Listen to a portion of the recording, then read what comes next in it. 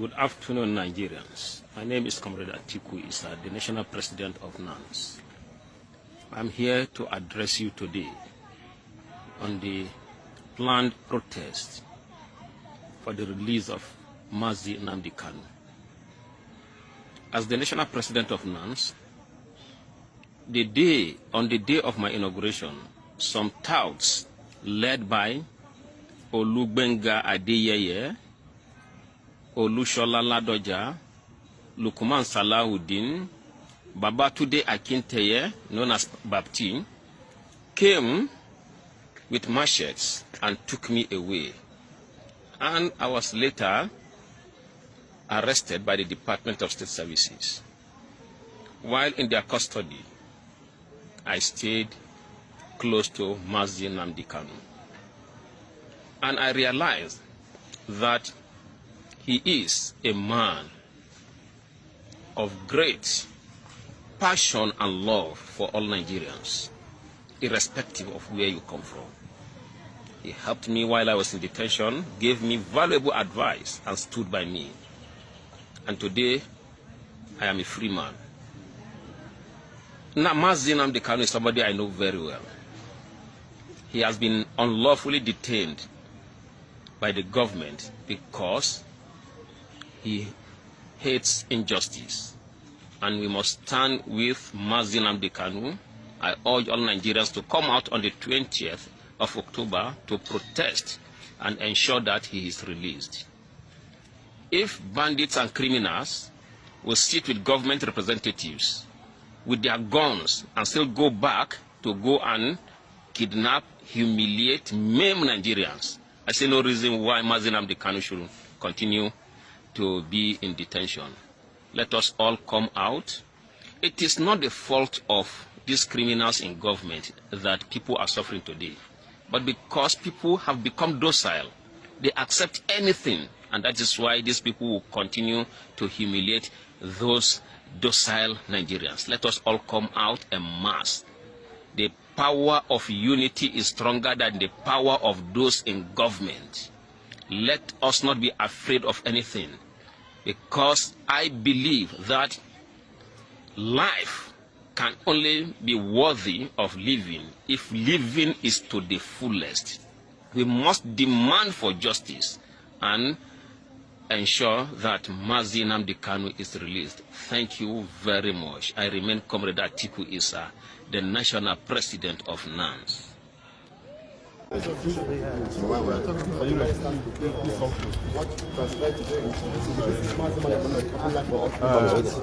morning, sir. Yeah, good morning. We understand that the court has denied Nnamdi Kanu to an external medical center. Well, yes, that's quite a surprising ruling today. We were served all of a sudden, as a matter of surprise, an ambush with the medical report which the court ordered the Nigerian Medical Association to submit since 26th September. So that medical report that we were served is dated 10th October. And it was today that we were served in open court with it. So, well, you can say that the defense had no ample opportunity to react to it. It was more of an ambush. But nonetheless, the court had ordered further that Nnamdi Kanu be examined by the Nigerian Medical Association. That examination was never carried out, and the order was entered on 26th September and restated on 8th October. That part of the order was disobeyed. They never examined him. So the report is based on some informal meeting they held with Nnamdi Kanu as far back as 18th September. At the DSS headquarters in Abuja. They were invited to do that by the DSS. The court and the DSS are not the same. So what we have in court, or what we were served in court today, quite frankly, we cannot be sure where it emanated from. Did it emanate from assumption, or did it emanate from the examination carried out on 18th September before the court entered an order on 26th September. So we were quite surprised, flummoxed, and we felt a bit disadvantaged, but the proceedings had to continue apace as the court wanted it. So at the end of the day, the court made a conclusion and a ruling that Nnamdi Kanu must enter his defense from the 24th of October and conclude his defense by the 30th of October. So basically, it's a 6-day trial window that we are looking at there. So how fit is the defense now? How fit is the defense counsel, defense team particularly, entering the defense now? How ready are you guys? Well, you see, lawyers are trained to be ready for any eventuality. But the justice of the matter is another case altogether. I choose not to comment on that. So wait, we have to comment. Sorry, sir. I'm one of the members of the legal team. This is a public document brought in by the medical council through the prosecution. So they serve us this thing today. And if you watch there in this particular medical report, you can see all the ailments they say that Nnamdi is suffering from. And surprisingly, somebody that has all these particular issues, you now, in the last paragraph, to say that from your own distance, you can stand trial. Somebody that is passing through all these ailments. Having said that, too, go to make a consequential order. Say, please, go and examine him and report back to me. They never examine Nnamdi, only for them to come up with this report. Nigerian Medical Council, they should be very careful, because this is a professional body and you are expected to act professionally. Yes. In your report, you are expected, I'm not a medical doctor, but I'm a practicing lawyer. You are expected to show that on this particular day, you obtain his specimen. We carried out this lab, and the lab showed this. We are talking about somebody's life, for goodness sake. You cannot just enter into your office room and you open your system and start writing trash.